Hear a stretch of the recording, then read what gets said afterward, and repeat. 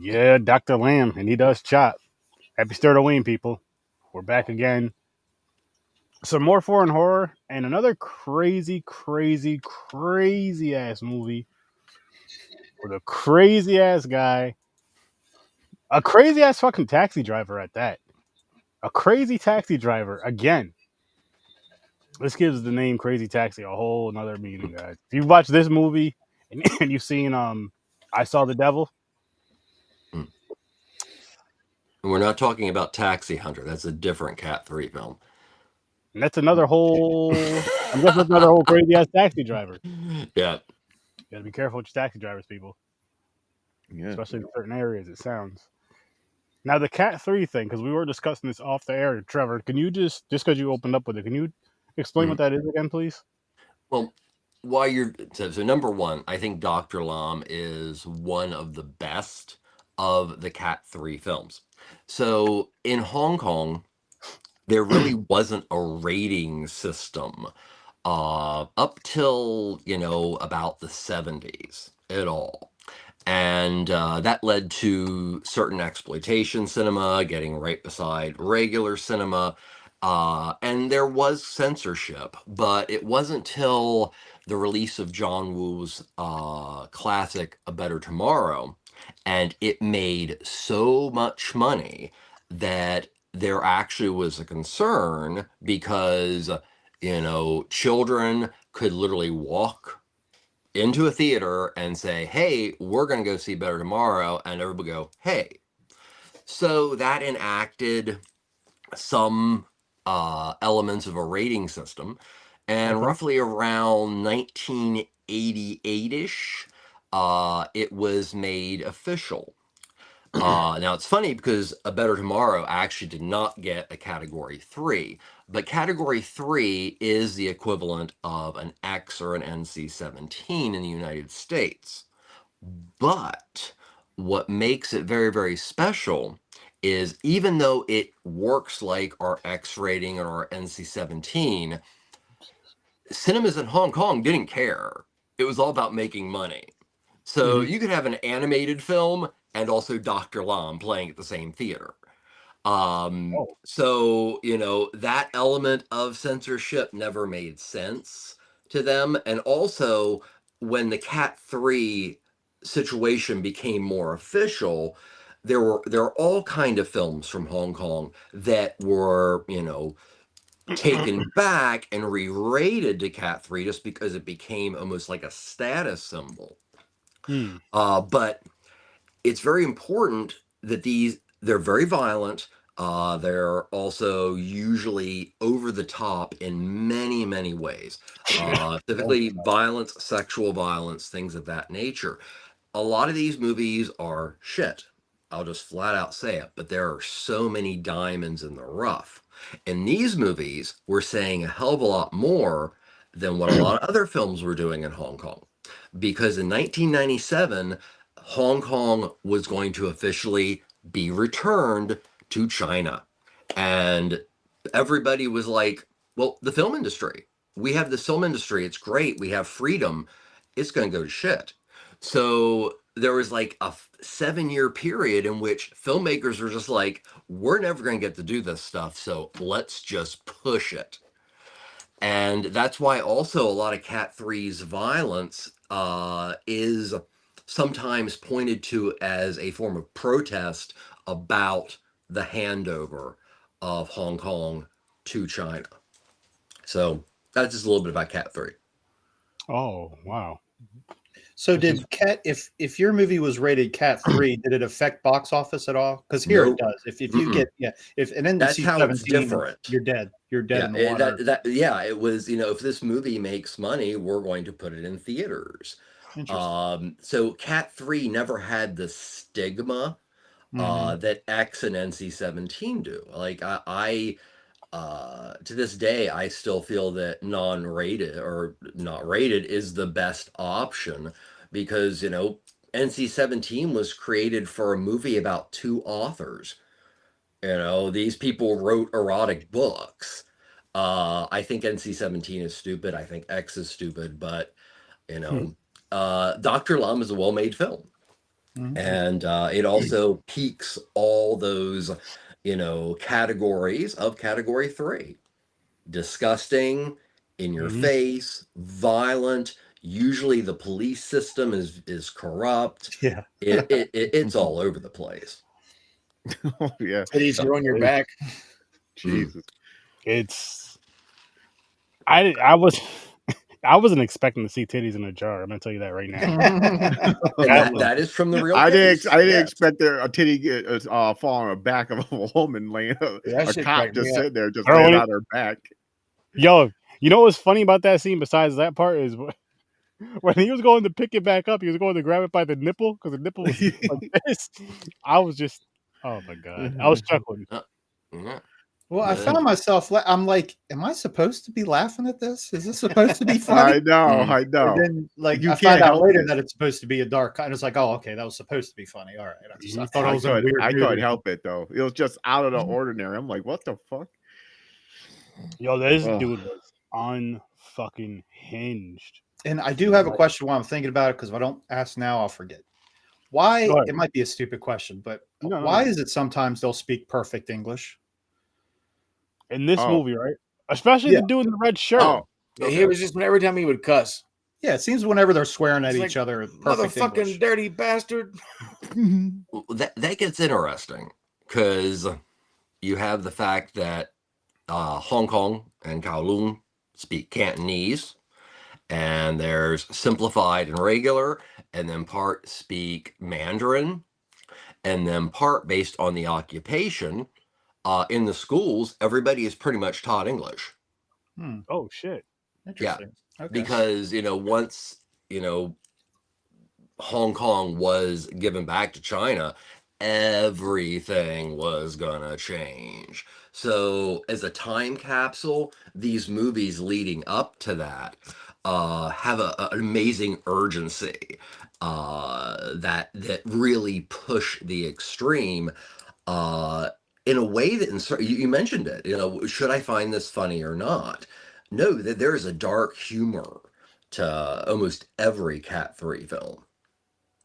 yeah, I noticed that too. They'll be talking, then all of a sudden a whole sentence in English. Then it went back. I was like, "The fuck is going on here?" Yeah, I was it just in the thinking that school, they but didn't at have the time those it was words also in the that business language. I was like, "Oh, language. they're using American words there." I'm like, "Okay." Mhm. They got to fill in the gaps. Yo, what the so just to ask about the real life guy, if you do know about this, Trevor, and in the Yeah. movie, putting the duct tape over their eyes after he already takes their lives. You don't want them to look at them. Oh, well, okay. So the guy that is it's not even. This is about Lam Kwai. Spot spelled like lamb. That actually is potentially for two reasons. Number one, it could be issues with copyright and whatever, which make no sense. But I like this theory even more. It was changed to cash in on what came out several years before, Silence of the Lambs. So Lam Kwai was his childhood was represented well in a very short amount of time. He had major social issues that veered into the sadistic. He did not do certain things to a family member, to my knowledge, but when he was young, he had assaulted and fondled, I believe, a young girl and served time for that. So everything in this movie, Dr. Lam, taxi driver, he is fascinated with anatomy. He is, exactly how he kills every one of his victims is pretty damn close to police record.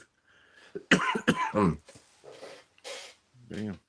Yeah, so one of the things that it isn't in this film that I find funny is sometimes Lam Kwai is termed to as the jar killer, taxi killer.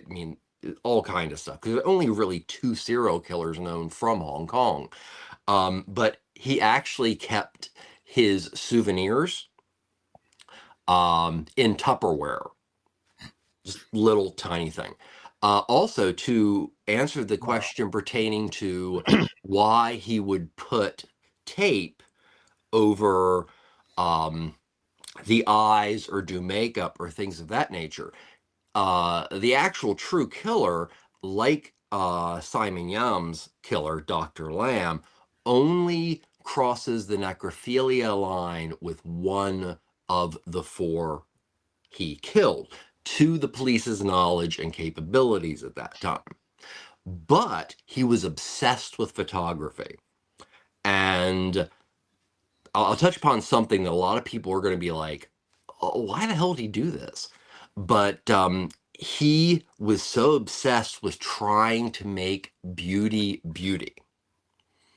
His life was all about being pushed back. It was all about hardship. It was all about, he wanted to see beautiful. And that's what he was doing with these dead bodies. He actually, one of his victims, he wasn't going to kill them. They actually started, talking, and he even said that he was, actually just attracted to her. But as soon as she fell asleep, he had to strangle her with a wire. Sick dude. Super sick. Like, Yeah, but that's, and as I said before, watching it now, we go, dude, are you really that stupid that you're going to send your pictures to a 1-hour photo? Well, here's the thing. Okay, you got to remember the time period, and you also have to remember the number of people that didn't do their research and didn't honestly think that that machine didn't do all of it. Because, you talk to anybody who worked in these 1-hour photos and stuff like that, they'll tell you stories about they saw things of their neighbors they never wanted to see. So him getting caught in the opening, how he's caught, that's exactly how they kill how they catch the real killer. It's all the manager of this, Kodak shop called the police, even though he thought these pictures were connected to possibly a movie or special effects. They still seem weird. That's how the police got involved, and that's how they were able to catch this completely unknown killer at the time. Wow. Yeah, because he's so him. What made it kind of scary and crazy with him was when he was like, he only kills in the rain, Oh, that was because and you see his mood change between like regular weather, like a nice clear night, and a stormy, rainy night.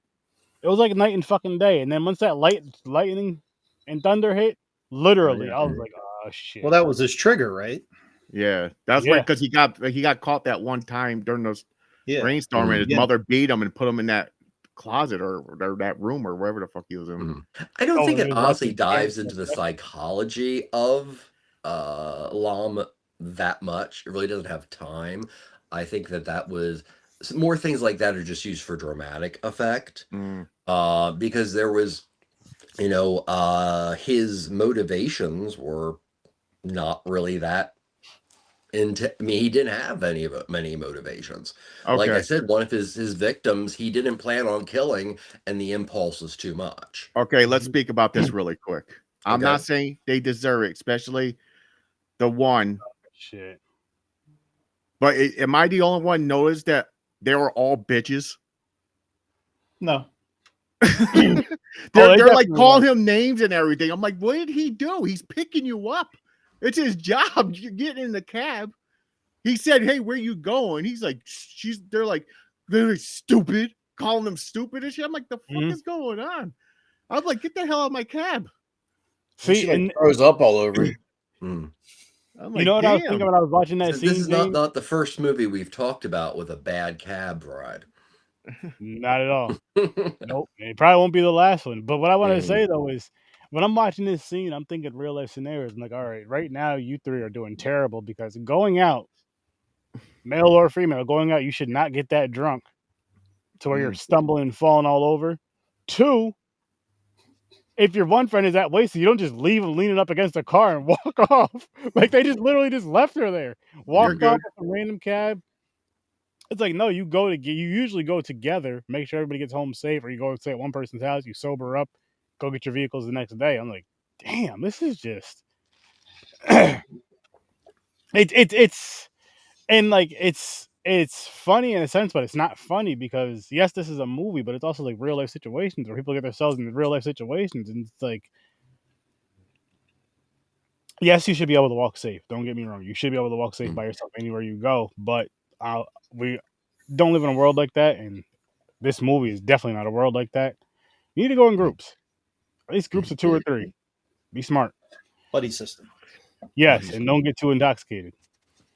And have don't at least accept one candy sober from anybody with a white van. or a white man. Words to Rule live by. number 1. Rule number 2. Rule number 2: white van or white man.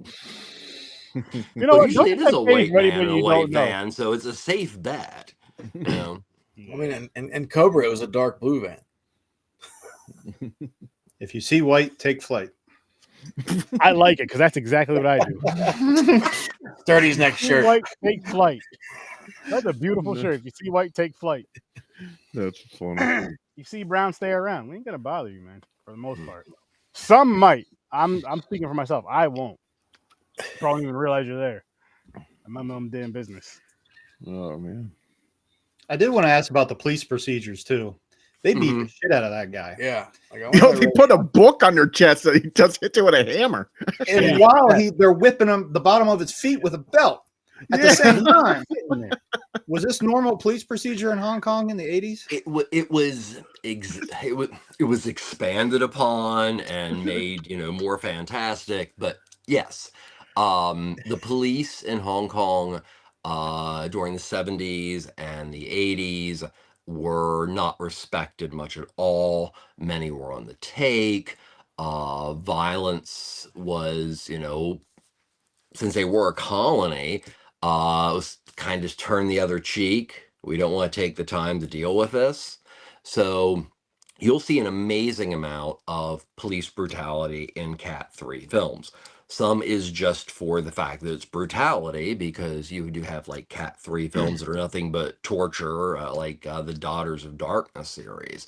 But in the case of Dr. Lam and some other films that like Donnie Lee and Anthony Wong were connected to, it is making a statement.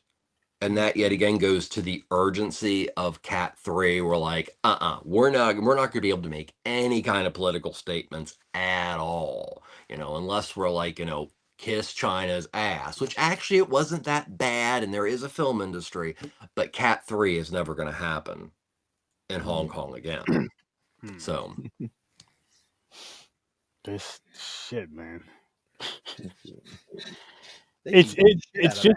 They really did. they whoop his ass. They let the family get it on it after a while. Everybody was whooping his ass. Yeah, I know. There, you get I it think out that's of him. actually part of the true story, from What is wrong with you? Yeah. And you know what I want to say though? Mhm. I'll be honest. Yo, he was taking those hits though.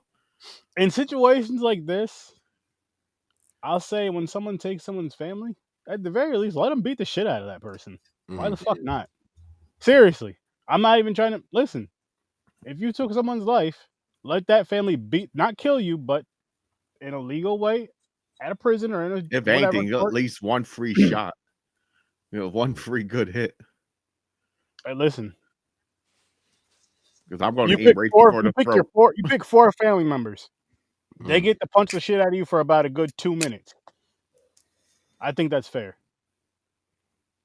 Oh yeah. Then you got to bring them back.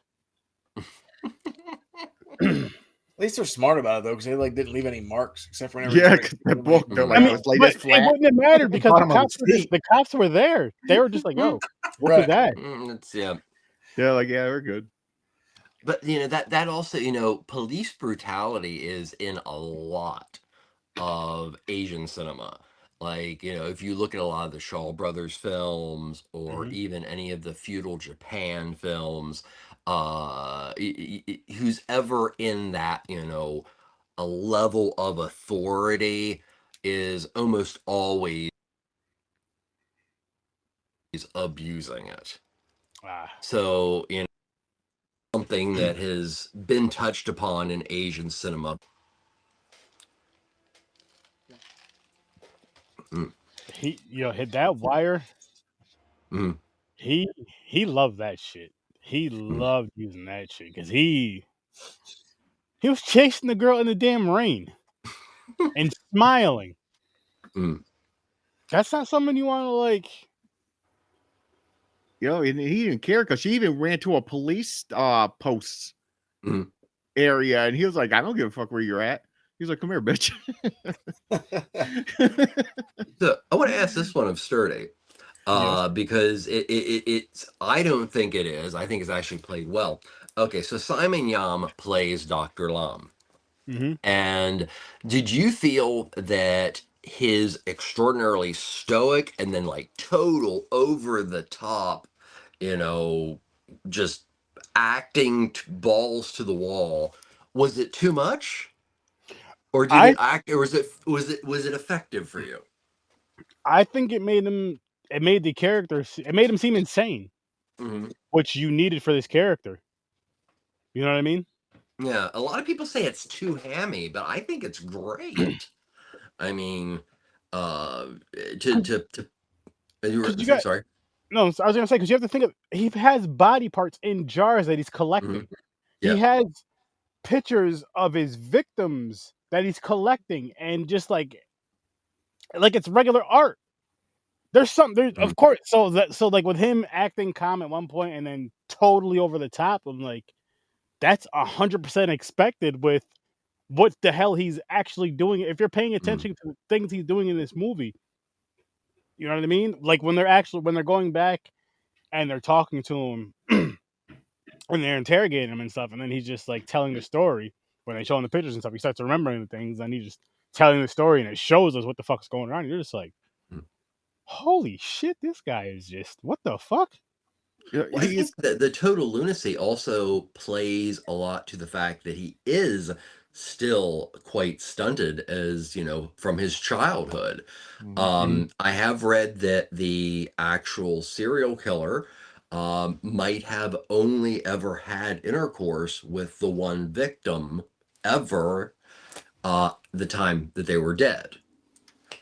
So, I think Simon Yam does this beautiful job of almost being childlike and then being this like rock with no personality.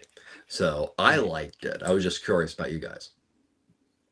I was surprised at the movie because I really didn't know what to expect. And whenever I looked it up and I saw it was based on a true shit, I was just like, okay. And then like in the beginning, you can tell he's gonna be fucked up because he gets beat so much. So then when he's in the police station, This and guy's still alive. he's just sitting there getting beat on with no emotion whatsoever. He's just like, Mhm. oh, this again, fun. And That was you're also know when you're crazy is when you're in prison and a cop visits you and you go, "Can I have my pictures and tapes back?" Mhm. I like whenever He they had wanted all those shits in jail. He wanted to look at them. yo. I like how he had those tit jars standing there, and they were like, "These are yours." And he's like, "Can I have them back?" Yeah, He's like, No. "Get the fuck out of here!" he was serious Like, too. That's the crazy part is he was dead serious again with him being calm at one point and extreme at another. All that shit in between, Mhm. you see why he's calm at one point and extreme at another. When he's sitting down with a straight face, asking if he can have his jar of body parts back Mhm. or the Like they're his pictures Yeah. toys. Yeah, or any of that back. Still asking for his It's- toys. it's his art. He wanted It's like that's his picture. it's like can I take this to my cell, officer? At the very least, can I take this Yeah, back? he wants to Yeah, hang him pick up on the a wall. collection. Mm-hmm. So one of the questions of the case itself is kind of touched upon, several times in the movie. And that is, he did share a room with a family member. And he did end up becoming a taxi driver that worked overnight. And most of the family was not around during the day. So the question that the police do ask several times, and unfortunately they never really, went into much in the actual case because it was just a sensation at the time. But do you honestly feel that the Dr. Lam was actually successfully doing what he was doing, and none of the family members had any fucking idea. Yeah, it's a bit strange. Yeah, in real life, I think they knew more. I think honestly they were scared by it. Especially I could see the Mets. sister being freaked out because he was checking her out when she was 13, taking a bath or whatever. The dad just seemed like he was in denial all the time. Yeah. Mm-hmm. I was gonna His say the actual father dad was very, definitely. very abusive, extremely. The So dad his definitely. dad, like, oh, he's just being a boy. That's Yeah. not real. His dad was very abusive. Mm. Interesting. And that's probably the part where he got it from. Is his dad. It had to be. At least some. Definitely the anger. Definitely the anger. Because. He even said something whenever they were beating the shit out of him about like him always getting beat when he was a kid and shit. Mm-hmm. Or yeah, I forgot what he said verbatim, but he said pretty much like this is nothing. But Yeah, you have a phone book normal on your to me. chest. They're hitting you in the chest with a hammer. That's not nothing. That was That's crazy. not for you I to was be like, sitting there damn. looking all stoic with your feet out, getting beat with a belt. Yeah, that part it should make you laugh, but that made me laugh. And another part, okay, I got to bring this up really quick because it just popped in my head. So when he killed one victim, and he's like, the body's on the ground, he's just looking at her, and he's just like memorized by her. He's like just going up and down the body. Then all of a sudden, he's like going into a like a manic state, and he just starts slapping the titties and shit. I started dying. Like a child. Yeah, he was doing that. Like a child. It's like, And then he went he down never matured like past this. a certain point. I was like, And, what the Then he grabs her legs and starts walking her legs. Yeah. That was funny. That was funny. I was like, what the fuck is going on? It shows the insanity, though. It shows the even though it's comical, it shows the insanity. It's dark comedy. And Simon Yam is an amazing actor. And we talked a little bit about, the idea that these Cat 3 films were in a lot of theaters with a lot of other rated films. It also is interesting because there's an amazing number of Cat 3 films that feature major legends, and this is one. So Downey Lee plays the police officer, police inspector, but he also directed the film. And Simon Yam is also one of the biggest stars in Hong Kong history. And he has been in almost every Johnny To film and won numerous awards for films like Exile, Election, all these like PTU. I mean, both of them are big time producers and they're still functioning within the system, but they were releasing romantic comedies beside this. And Simon Yam was okay. So, yes, the category 3 stuff could get very grimy, and there were reports of certain actors taking things a little too far. Simon Yam did these parts so seriously, but he also was known. Actresses would fight if Yam was in a film and there were sex scenes because he was known for being one of the most respectable actors ever to act in Cat 3 films. So, it's not like little people making exploitation cinema here. I mean, Danny Lee is, best known to, English audiences as the cop in John Woo's The Killer. I mean, these are big stars making what is a grimy, intense exploitation film. And that's amazing. In the United States, you star in this, and you wouldn't act in another thing ever. Yeah.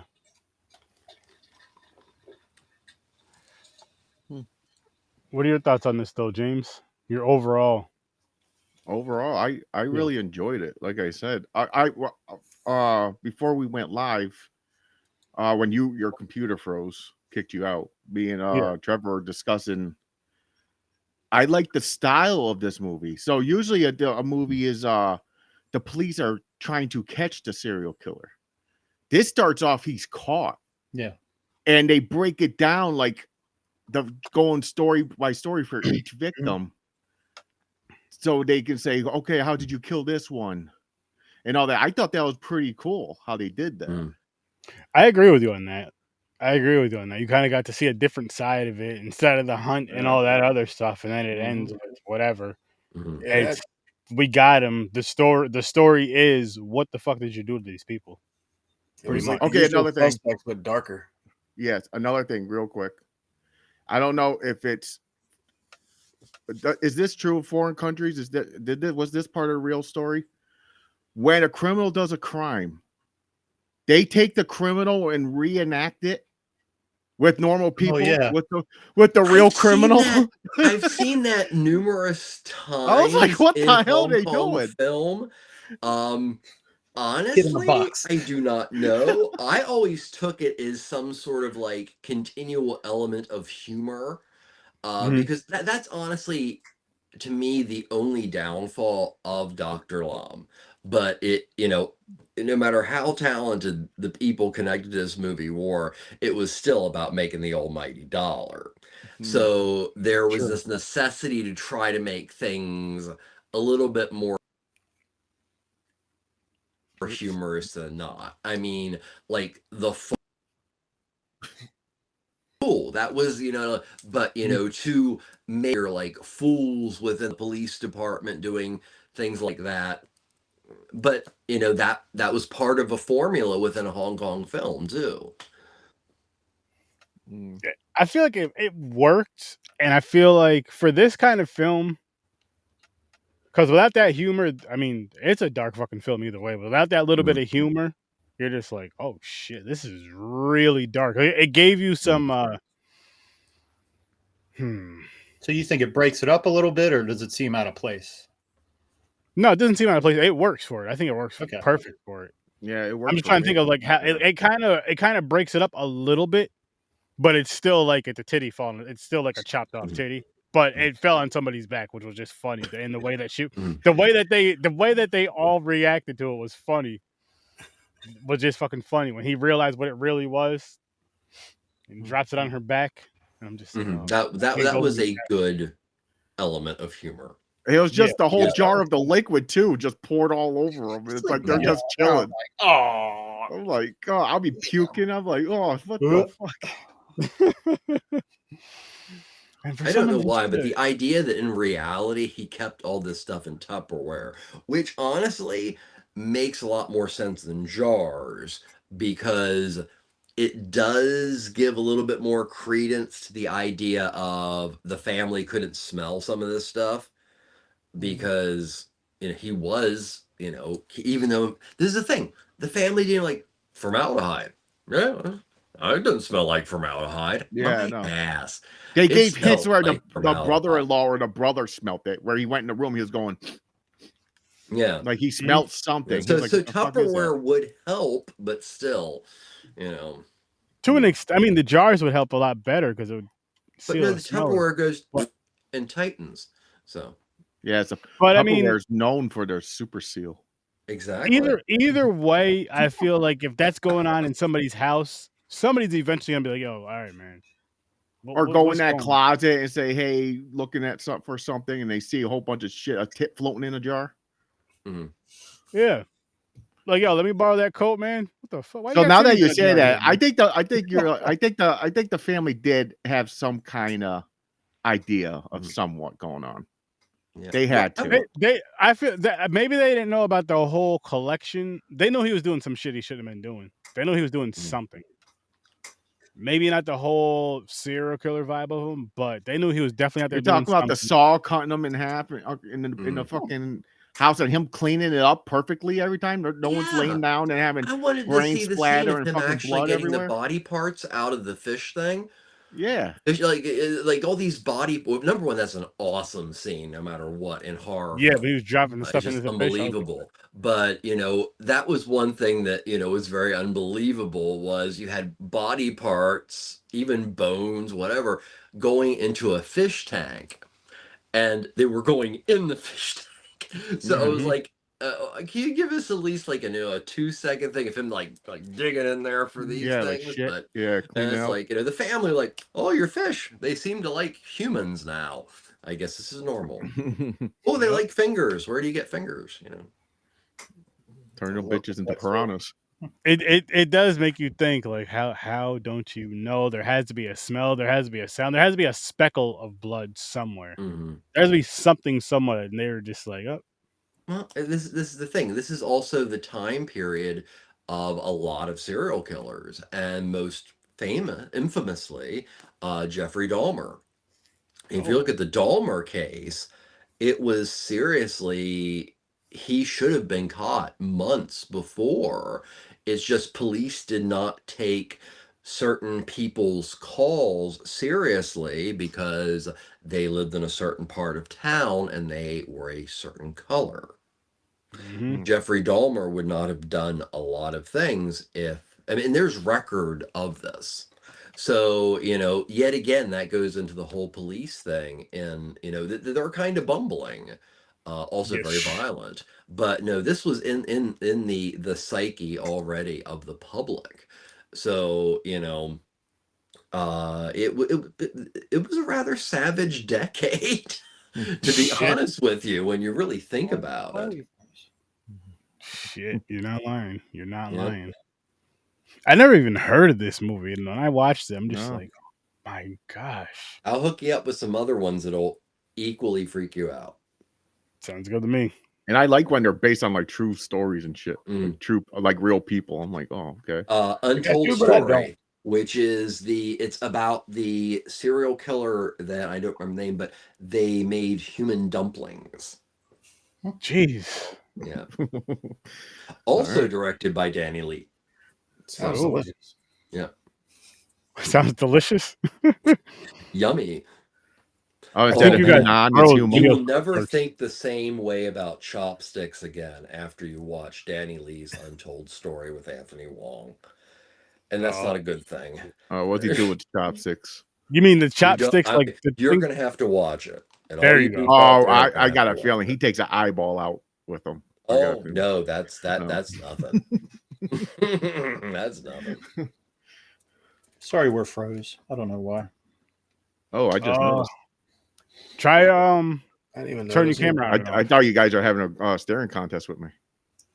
Dun, dun, dun. Definitely winning. Definitely winning, Beams.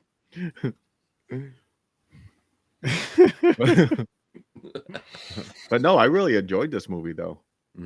What would you rate it? I'm gonna break my rule. Uh-oh. Oh wow. I'm gonna go halves. I'm gonna give it a 7.5. Okay. You know what? I'm with you on that. I am with you on that. How about you, Trevor? I'm gonna give it a solid 9. Dave? There you go. Okay. Back. I'm going to go 8. I got hooked in this one pretty quick. Not so much the intro, but the opening credits. I kind of got 7 vibes from it in the sense that you see the serial killer during the opening credits kind of thing. And like James was saying, how they caught him so early, I was kind of like, well, it can't be him then because they caught him right away. I kind of thought it was the brother for a second. Yeah. Because the brother was more aggressive or whatever. Yeah.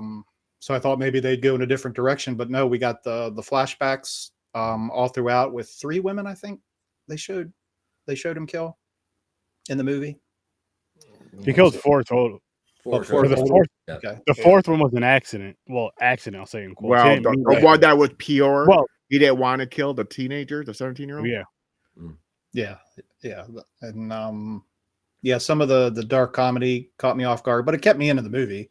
It didn't seem out of place. I could see why people would say it's out of place, but to me, it wasn't. To me, it fit with this kind of movie. So yeah, I'll go a solid 8 for me. Cool. Nice. How about you, Chad? I'll go like 7. Like I liked it, but it was just I don't know. Like I said, like I like these kind of movies that are based on true events, but I don't because you really don't know what happened. So I really want to know what happened. Like I'd rather see like a more accurate portrayal. It does make you want to like. I think next time I'm going to take it where like if I'm going to like, oh, this is based on a real killer. Before I watch the movie, I might Google the real killer and just like watch the it just- documentary of it. or just read up on like what he did, and just so I know what I'm looking forward to. Like, I mean, look it's for. like Tobe Hooper saying that Texas Chainsaw Massacre is based on a real event. Well, that's really loose, boys and girls. Right. Even like the story of like Ed Gein and stuff. That was Ed, Yeah, that was Ed Gein, wasn't it? yeah, it was Ed Gein, but Ed Gein. Yeah. I mean, That wasn't. he wore It wasn't, no, skin and he Yeah. butchered. Yeah. That's it. It's just Yeah. it's I self. mean, there was a great based movie on from true events, Canada self called tickets. Deranged Yeah. Yeah. that is much more for Gein, but Yeah, This- so, like, I mean, this these is kind a of movies pretty- are kind of hit and miss, but this one definitely got my attention. and this one is Yeah. very close to the original case. It really sticks. That's to what's it. cool about it too. Yeah. Yeah. Damn. I didn't know that because usually I don't never think about that because I'm like, okay, they're adding shit in here to make it a little bit more, Make it a little bit dramatic, more a entertaining. little bit more entertaining. Well, But- I read his bio Crazy. too, and I think he was a cannibal. See, that's They crazy. didn't show any of that shit. Mhm. So he's They taking show a bites, lot. he was taking bites of that titty. Run They, time. I feel they were probably like, you know what, guys, we showed enough in this one. Like, I mean, we showed him fucking a dead chicken, a rocking chair. That's some true. crazy That's crazy. That's crazy shit. I'm over my Love it. ass over here thinking like, okay, sex in a rocking chair may not be bad, but then I'm like, you know what? What if you accidentally hit your foot? That's gonna fuck everything up. That's what I would thought. a child do if they thought they should do that? He doesn't have any idea. I mean, He- to him, He he's even lotioned her up. He Yeah. did. Yeah. Well, Yeah. I mean, she was probably starting to kind of get that funky smell. well, You wanted her rigor to smell mortis better. is a thing. So, You but wanted her then to smell again, better. once rigor mortis hits, there's not a lot of options. Well, hey. No, We never will mind. I'm not going to revisit say it it. I'm not going to Dusty say Meat it. Case I'm not going about to say that it. You save it for after the show, James. Write it Yeah, down. I'm not going to Yeah. say it. I'm not going to say It's it. called Visitor Q. It's really Whew. disgusting. I stopped myself. Good job. We write that stuff. We type that stuff down. We say it to each other when the cameras are off now, James. That's all. It's funnier. Yeah, our chat cannot see the light of day ever. No. You know what's funny about group chats is they're so damn they What can start out happens? The so funeral home short. stays funeral home. Like every single one of them starts off at some point, and but we may not say to each other till about 11:59. Like, yo, good morning, and then we'll talk about like a movie from the day before or a sport something from the day before, and what triggers it could be like a crazy like this movie. And any of the group chats tomorrow is going to trigger a lot of crazy ass conversations, Mhm. just because like, yo, we watched this movie last night. This dude did this, and it's gonna be. It just turns into craziness all the fucking Mhm. time. And sometimes, if you're not paying attention to the chat, you don't even know where it started. Like, what the hell? Oh, that's the best. Sometimes it just takes someone just to say one word. Like earlier, you said get freaky. I just popped in my head, freak me, baby. Oh, yeah. I didn't say that. Freak I me, said, baby. I said that no. shit just popped in my head. I was like, I'm So- writing this down. So that one started with.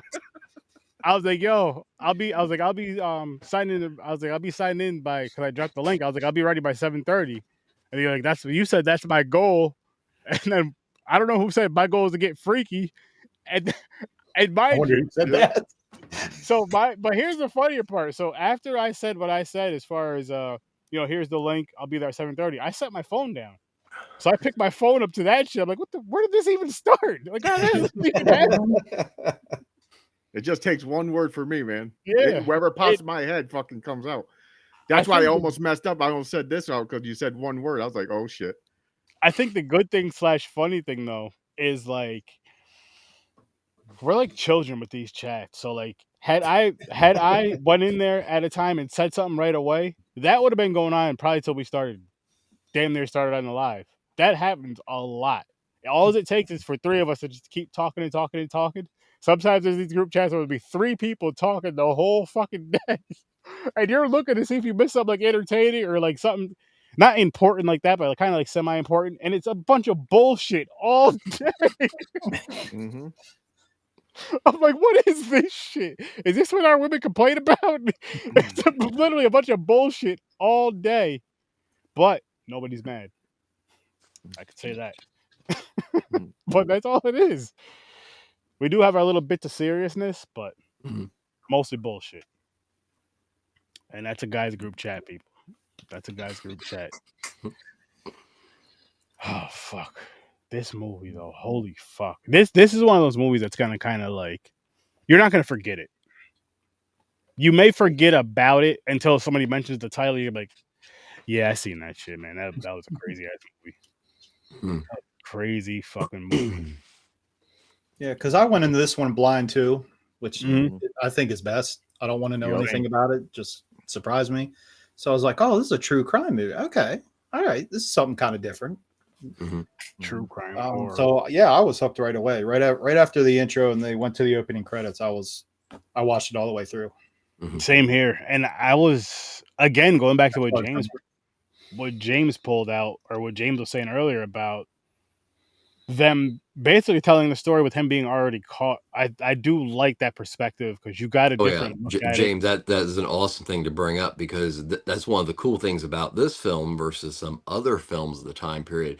It plays with narrative in a really cool way. Because it does it so well, you almost forget he's caught at times. I'm not gonna lie to you guys. Almost every fucking time they were telling the story how he got somebody, I forgot he was caught already.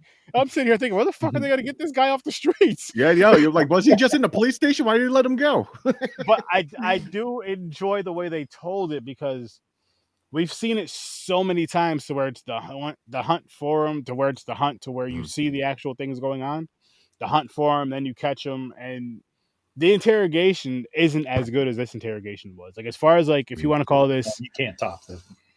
If you want, yeah, exactly. This, you know what, I'm gonna bump this up to an 8, because if you want to call this like an interrogation type of film, if you want to throw that into a subgenre, which I feel like you should, this is the best interrogation film I've ever seen.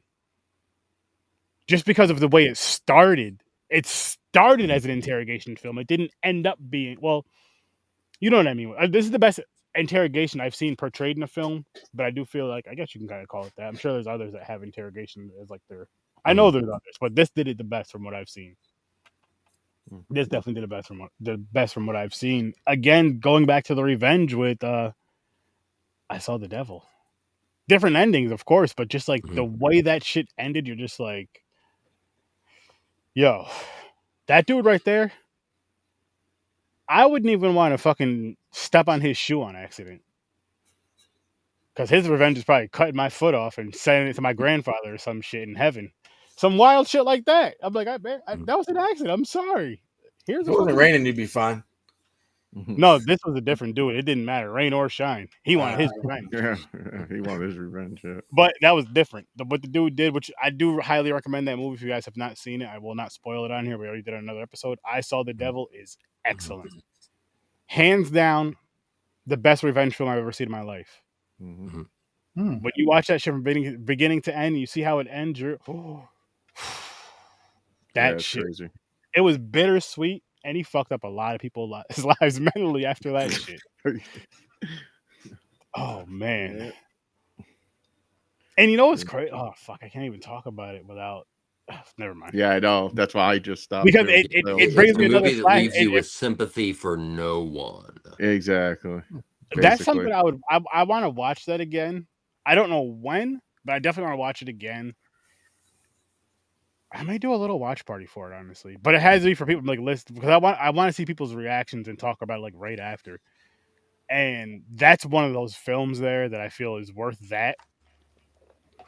Watch party in a different sense of like laughter and having a good time. It's more so of like, yo, this is one of those films. It's like, I want to see and hear what you feel about this film. Like literally right after we're done watching it, let's fucking talk about it. And that's one of those, because this would even be even better like an Alamo Draft House or something on a live screen with a live audience who weren't necessarily all familiar with it.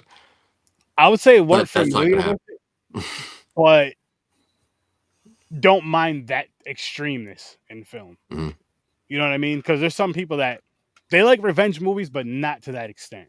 You know what I mean? Like their revenge is like, you know, a girl sleeping with someone else's husband type of revenge. That's different type of weird revenge. We don't need that. We don't want that. We don't want STD revenge. We want the revenge this guy did. The one that's gonna leave a mark.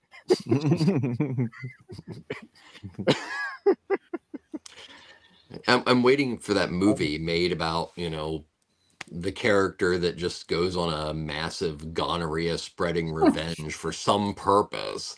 It's It's probably out there. usually Gotta one. be herpes. You know what it is? It's usually it's Well, usually one of those that films that yeah. it's not the revenge like that. It's like the revenge is the cheat, but then they catch something. Wait a Or minute, they- isn't that movie came out? Isn't it called Well, Clap yeah, Twice? if you as the catching something, the family of the killer in that film, who his son literally watches him basically get dissected by a machine, then yeah, that kid is, you know, the STD of the protagonist. Boom! You see how he tied that together? That You're that welcome, was Hollywood. that was fucking. I don't even know how the fuck he did that. That was less than 3 minutes. He just threw that shit together real quick. I played a lot of 6 Degrees of Kevin Bacon back in the day. I don't know. That I'm very freaking impressed with that. That was just like, what the fuck? That was one of those responses to where, like, you know how you talk to somebody, they just have they have like this perfect response to where you're just like, you were just waiting for someone to ask you or just mention this in a specific way for you to just respond that way, weren't you? You were just waiting for your moment. Mhm. And it's all, I love when it hits like that. That was so freaking just like, wow. Holy fucking shit. You guys need to watch more Asian cinema. You need to watch more foreign films in general because there's so much shit we're missing out on. That's why we're on this journey now. That's really why we're on this journey now because there's so many films across this world that are so awesome. Not even like this. Like Mhm. even if we get into the ones that aren't based on true events or based on realism, but like say something like a paranormal type. They Mhm. take it to the extreme. The slat, like it's just extreme, extreme, extreme, and I love it. It's just a different level of horror, a level of scary. It's like they put more effort into it. It feels, Mhm. and they're really trying to scare the shit out of you or creep you the hell out. I love it. I fucking love it, and I know these gentlemen do too. Whew! I can't wait for more. I can't wait for more. And matter of fact, let me remind you guys what we're doing on Thursdizzle. Oh, What is loose. That's right. it? Loose. Hmm. Now, where is this from, Trevor? I think this was it Spain or Mexico? Oh, Yeah, sure. I don't remember. fuck. I just watched this yesterday too. It's an interesting one. I think it have. is I know I have it on Spain. my. Either way, can't wait. I can't wait. I hope it's. I hope it's at least as good as this one was because this was something. This Mhm. was something. This was something that's. This is a special movie in a special like kind of film. Mm-hmm. One of the things about, and this is, I love that you've been doing this backpacking thing is, you know, you can't really experience a culture through a movie, Mhm. but you can experience parts of a culture Yeah. that are representing a particular time in a way that literally is almost like, oh, I want to time travel to this time period here. And the best way to do it is look at the vernacular and exploitation cinema of that area at that time. And, you know, the cinema of Hong Kong for about 10 years, I mean, they were just, I mean, it was the third largest creator of films in the world. But I mean, legendary films like, you know, the John Woo films. Mhm. You know, you just had Full Contact. I mean, you had it, Chow Yun-fat.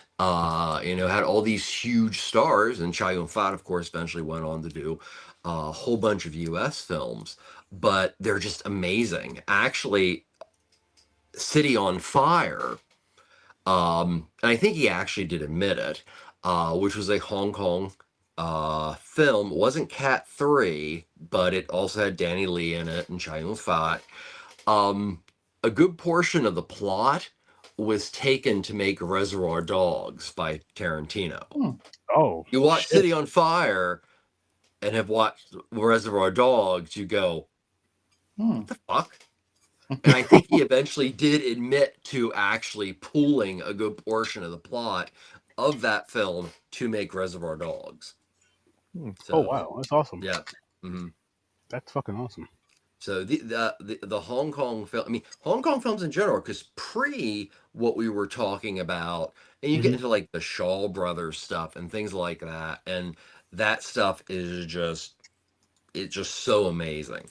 And it's amazing that this little area could produce so many movies, and enough people went to the movies that they were the third largest producer, and they were mostly internal.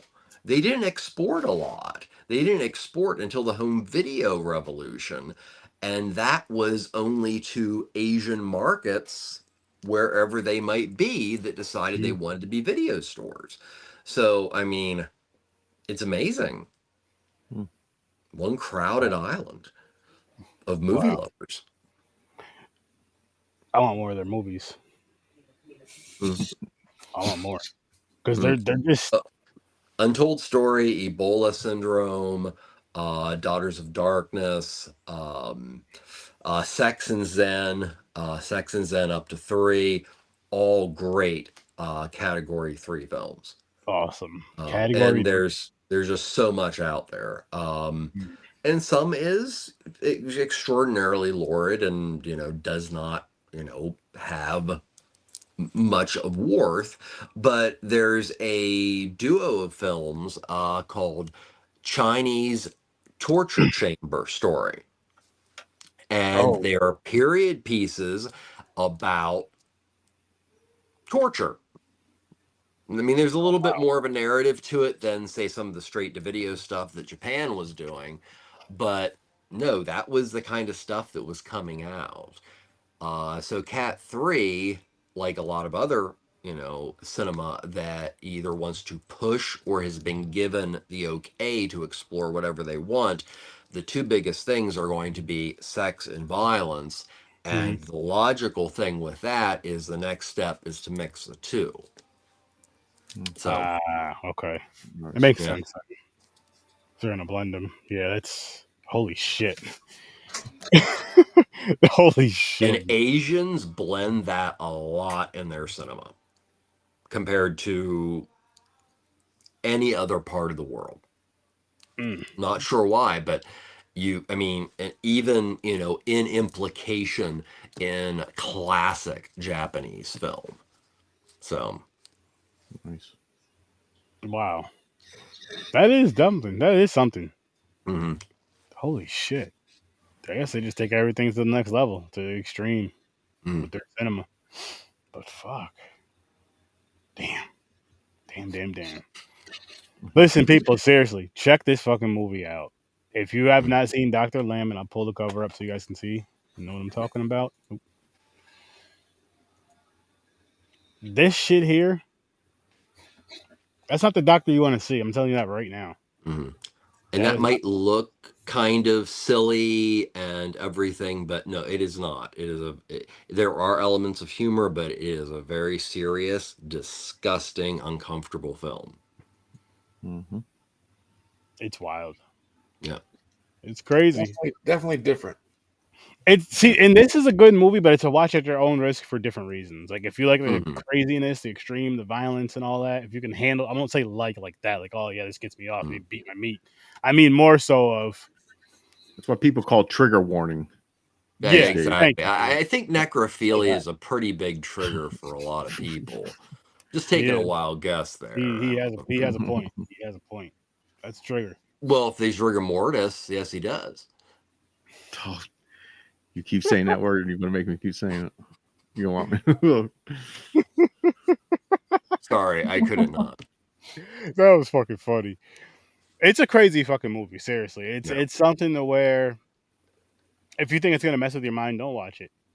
That's the only time I tell you not to watch something. If you feel like it's really gonna mess with you mentally, don't watch it. Horror fans are watching this, Sturdy. By you telling them not to watch it, they, by their nature, will watch it. I Mhm. know. Don't think of the pink elephant. Yep. That's true. It's reverse psychology, Trevor. You know, Especially with horror fans. yeah, we don't listen. Yeah, Yeah. can't help You it. say this movie's terrible, and see, here's the tough thing about being me, is when I hear people, depending on the person, right, depending Mhm. on the people, when somebody tells me something's a really good movie, it doesn't really make me jump to want to watch it. But if someone's like, "Oh, this movie's the worst thing I ever seen," I'm like, it's like a challenge. Like, all right, what? I've seen a pretty shitty movie. I don't have to mention its name, but let's see. And then you watch the movie, you're like, this is not that bad at all. How is this bad to you? What do you not like about this? Yeah, that right there is different. The name that shall not be spoken, kind of like Voldemort. That's BL right there. Always known as BL. It's come BL. Oh man, I want to BL to you right now, guys. With a I hash was brown. scared it was going to involve some kind of baby oil. No, Okay. no baby oil. No It's freak all off I've got gone, parties other man. here. Get that engagements off. later tonight, so sorry, No, guys. no Diddy All the parties baby here. oil in the lube. You got to use spit and armpit sweat now. Till we restock. Oh shit. Oh man. So we should wrap it up. You guys got a pod to do, don't you guys? Yes. Yeah. Yes, sir. They're on We'll a be 10. hopping in our video store here at 10 o'clock. 10 An hour o'clock. from Oh, an hour from now. I thought you were at 9 o'clock for some reason. My bad. No, 10. Okay. Yeah, make sure you guys go check out the breathing video. room. What are you guys talking about tonight? I'll Tim see. Burton's Ed Wood Nice. Great film. Burton, Ed Wood. with Go over Professor there. T. I believe I seen that a long time ago. I just can't remember it. I just rewatched it. It's been a while. Such a good movie. Oh man, you guys better go check these guys out at 10. Make sure you check out Ambassador Radio. Of course, check Did that out movie Popcorn. come out around Donnie Darko time? What Around the movie? same years? 94. So When the fuck did Darko come out? 90, that was a couple years Donnie later. Darko was a little later. Yeah, 7? between 96 and 98, something like that. Because part of me feels like I seen that around that time I think when I this was- seen Donnie Darko. Ed Wood, in my opinion, was like the last really great Burton film. And I really feel that he and Johnny Depp were at like the height of their game when they were doing it. Some people said it's his masterpiece. Masterpiece. Such a good movie. Mm. So many good actors. I don't know how he got the studio to go for putting it in black and white. That's a feat within itself.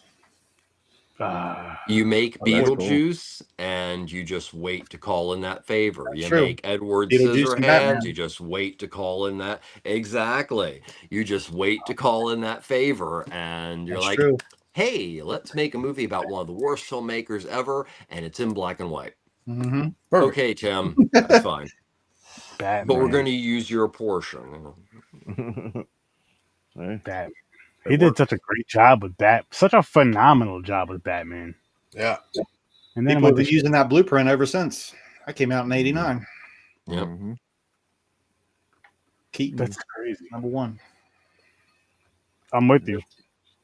That one, I love that one in Returns. After that, the next two, I did a podcast about it on Popcorn and Pies. You guys can just go check it out over there. But check out Horror with Sir Sturdy every Tuesday and Thursday during Sturd-O-Ween, which ends on Halloween. We're going to get on out of here, people. These guys got a great show to do at 10 o'clock. Make sure you guys go check out the Video Store Clerks on YouTube. And yeah, we got some more foreign stuff coming up. Can't wait. You guys have a great night. I'll see you in Nightmares. Peace. Thank you all. Diddy, stop stealing all the baby oil from everybody. No In the loop. diddy. No doubt.